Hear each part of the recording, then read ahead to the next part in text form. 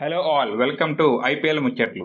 మొన్న మనం SRS team analysis ఏంటో చూసాం. ఈ రోజు మనం హైయెస్ట్ ఫ్యాన్ బేస్ ఉన్న టీం, అదే మన royal Challengers Bengaluru team analysis ఏంటో చూద్దాం. ఫస్ట్లీ ఈ 2024 ఐపీఎల్ కి ఆర్సీబీ చాలా డిఫరెంట్ స్ట్రాటజీతో రాబోతుందని చెప్పి నాకైతే అనిపిస్తుంది.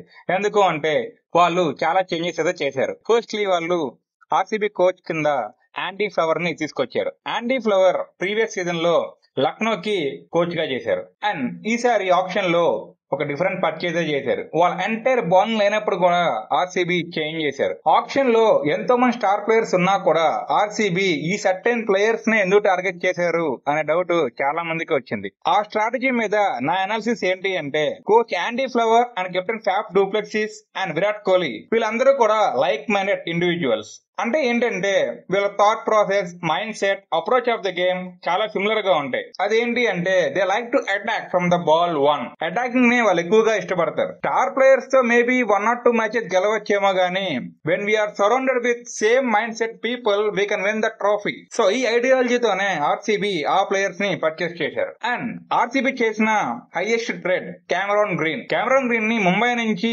ట్రేడ్ చేశారు.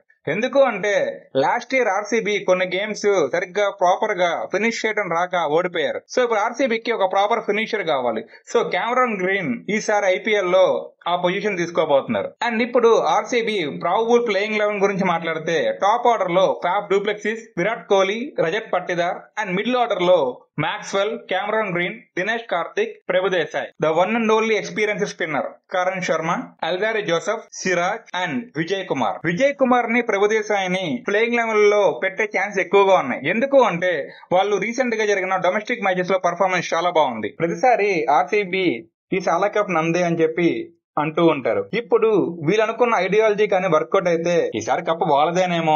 ఇది ఆర్సీబీ మీద నాకున్న అనాలిసిస్. సో మీ అనాలిసిస్ ఏంటో కామెంట్ చేయండి. And please do follow and share OG Telugu gamer.